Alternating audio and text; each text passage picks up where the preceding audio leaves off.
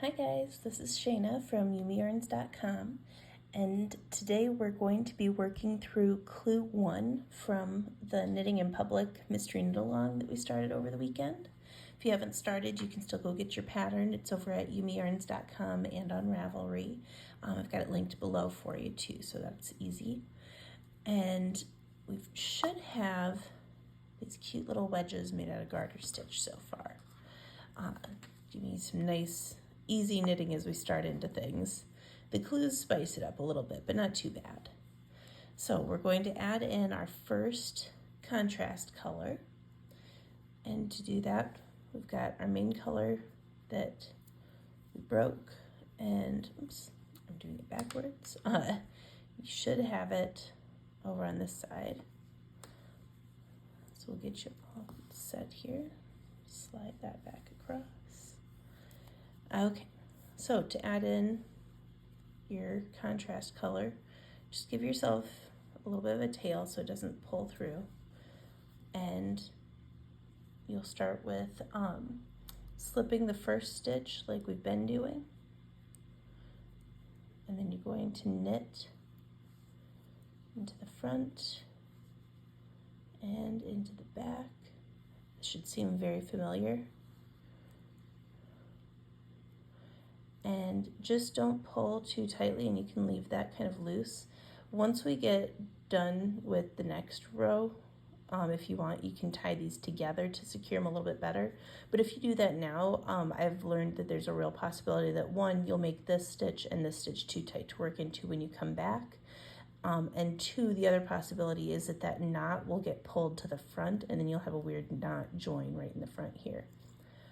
So I just leave them loose until I get back after the end of the second row. Okay, so we did our knit front and back, and we're going to start adding in some of our stitch markers. So we've got one there, and we're going to work row 1 of your clue of choice. So I'm going to follow the clues in order as I release these videos. But if you went through and collected all the clues on Saturday as they were releasing online, you can actually insert any clue that you want here. So you could knit clue 5 here if you wanted, because they're all interchangeable, so you can kind of customize your shawl. And that way too, if you found a clue where it had a technique where you're like, nope, I hate doing that, you don't have to do that clue. Just repeat a different clue that you did like in one of the sections, or just do a garter stitch section. It's up to you that way. That way you can just still have fun with your shawl and make it something that you enjoy making. So for clue 1, row 1, it's going to be a purl 1 elongated twice, and then we're going to repeat that all the way around. So what that is we're going to bring our working yarn to the front, and to do an elongated purl stitch, you insert your right needle as if to purl, wrap the yarn around just like you're doing a normal purl stitch, but then wrap it around a second time. Oops. And bring it through. So you've got 2 loops on the needle, but it's still just a purl stitch.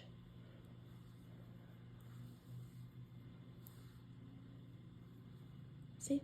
So when you're done, you'll have 2 wraps right next to each other there.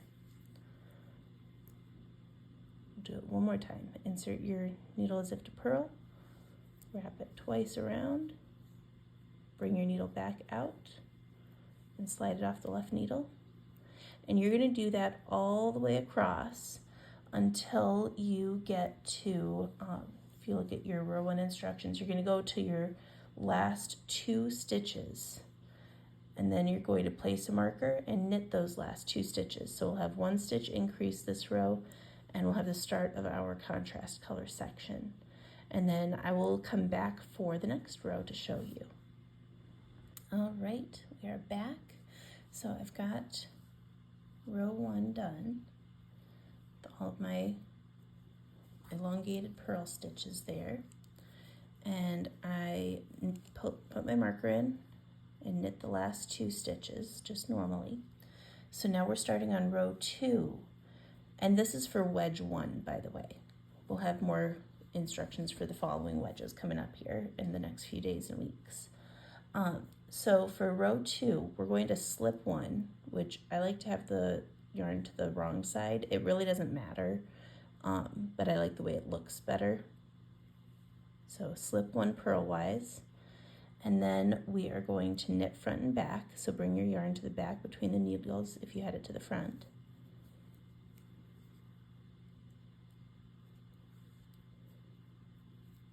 So we just added in our stitch there. We're going to slip our marker. And now we're going to work row 2 of the clue of your choice, which means, you know, work row 2 of the same clue. Don't work row 2 of clue 3 now. That would be weird, and I don't know that it would work very well. So we're going to work row 2 of clue 1, and this is a 2x2 left cable. So if you've watched my homegoing socks and did those lessons with me, you are an expert at cables by now. But if you're not, that is okay. 2x2 means it's going to be 2 stitches crossed over 2 stitches. So 4 stitches total are going to be involved. And since it's a left crossing cable, these stitches here are going to go to the left, and these stitches are going to go to the right. But since we want it to look like it's going left, these stitches that are moving to the left are going to be the ones we want facing us, the ones in front of the cable. So since we have these elongated stitches, we just have to do a little bit something different, which all it is just doing that. So you drop that extra wrap right off, and I go through and do that on all 4 stitches initially. Move them all to my right needle. Then I take my left needle in front of these 2 and put it through the first 2. Slide my right needle out and put it back into those second 2 stitches. And then you just make the stitches swap spots, put them back on the left needle, and there you go. You just did a left cable, and now we just knit across these.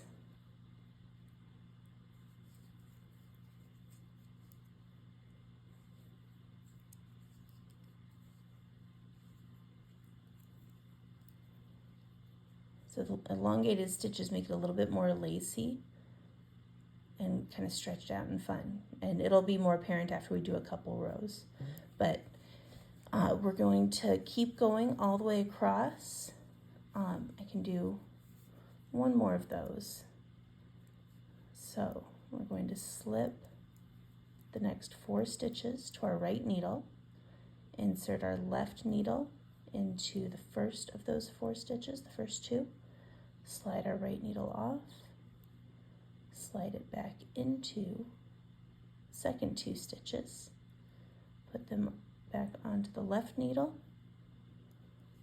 and just knit across all 4 of them.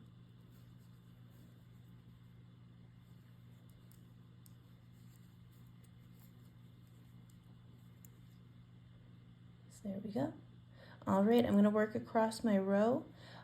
We will basically be working all the way across until you get to the marker that we put in on the last row, and then we're going to slip that marker and knit our 3 edge stitches. All right, have fun, and I will be back shortly. All right, we are back for row 3. So for row 3, it's going to be very similar to what we've been doing. We're going to slip the first stitch, and you'll see I did knot my ends together just to keep things a little bit more steady.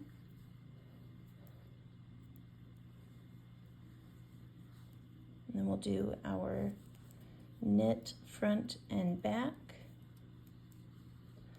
and we're going to knit 1. And I wanted to show you my stitch counts were not on, slightly intentionally, so I could show you this. If you are off on your stitch counts, you should still have an even number of stitches, but if you're off on your stitch counts and end up where you get to the end of row 2 and you're like, I only have 2 stitches, what happened? Just do left cable with those 2 stitches, just like you were doing before with the 4 stitches, but just do it with the 2 stitches. Honestly, on the edge there, nobody's gonna notice, it'll be fine. You just wanna keep kind of the same length and patterning going that you had been doing, and it'll look just fine. Nobody's gonna notice, nobody's gonna care. But that way you don't have to feel like if, you know, you got caught up talking and, you know, started on this row and you're like, oh, it's off, now I have to rip back. Don't worry about ripping back. Just do a quick little fix like that. It'll be fine going forward. You'll be good. Just don't worry about it and keep right on going. So now that we've slipped our marker and done our edge stitches, we're going to get back into the patterning for clue 1. So now we're going to work row 3. Row 3 and 4 are exactly the same. You're just going to purl all the way across, just normal purl stitches. And then it's going to be basically the same thing on the end of the row. So I'm going to leave you here. You'll notice that we still have a section 3 for this first wedge. It's almost the exact same thing we did for section 1. It's just garter stitch, and it's beautiful and it's fun and squishy, and you'll just knit to the end of your little mini ball for that section of your main color. And then once you're done with that section, you're actually not going to need any more little mini balls to keep track of. You'll just follow the striping sequence that we set up with this wedge. So it'll be nice and easy. You don't have to worry about measuring or weighing or anything like that going forward. You will, once you're done with section 3, you will be binding off the stitches. Make sure you bind off loosely, because that's going to be what you can stretch out when you're blocking your shawl and shaping it and everything. I use the Icelandic bind off because it's my favorite and I love it, and it's super stretchy and it looks amazing in garter stitch. Like, it blends right in. So I'm going to link to my tutorial for the Icelandic bind off for you. And then when you're doing your bind off, that very last stitch of your bind off, you can actually keep it on your needle, and that way you don't have to have one more tail to weave in at the end. Just keep that last bind off stitch after you've done the whole bind off. You know how there's that one stitch left that you tie the knot through? Keep that one on your needle as your first pickup stitch for the next wedge. And if you don't know how to do a pickup and knit, that is totally fine. I've got a tutorial for that also that I will link. And the tutorial will kind of be a little bit of a spoiler of what the basis for this shawl was. So it'll be a little bit of a hint for which direction this shawl is going to be going with shaping and everything. But the one that I'm linking is just a basis. It's not, this shawl looks very different from that shawl, I will put it that way. But I will get you all the links, and then I'm going to be back on Thursday with a tutorial for clue 2 for that stitch pattern. So have fun with your knitting, get through sections 2, 3, and then the first section of wedge 2, and I'll be back for the second section of wedge 2. And if you don't get through all of that by Thursday, that's totally fine. The videos will be here when you're ready for them. So I hope you're enjoying your shawls, though. I can't wait to see all the different color combinations that everybody's coming up with. So if you post on social media at all or on Ravelry, feel free to tag me. It doesn't annoy me. I know Instagram pops up that little thing of, you know, we're trying to keep everything happy and nice. Don't annoy people by tagging them. It's never annoying to me. I love seeing what everybody's working on, so feel free to tag away. Because otherwise I don't necessarily see things, because the way the algorithm works. So feel free to tag me. I would love to see what you're working on and see your color choices and everything. And I will see you on Thursday. If you are enjoying this series and want to be notified, make sure that you're subscribed to my channel and that you turn on your notifications. And then Facebook will just send you a little, or not Facebook, YouTube will just send you a little notification when the new videos are up. so you don't have to try to remember what days they're getting posted, so you can follow along with everything. Well, I hope you guys have a great day, and I will see you back here on Thursday. Oops, and now I'm done with the row.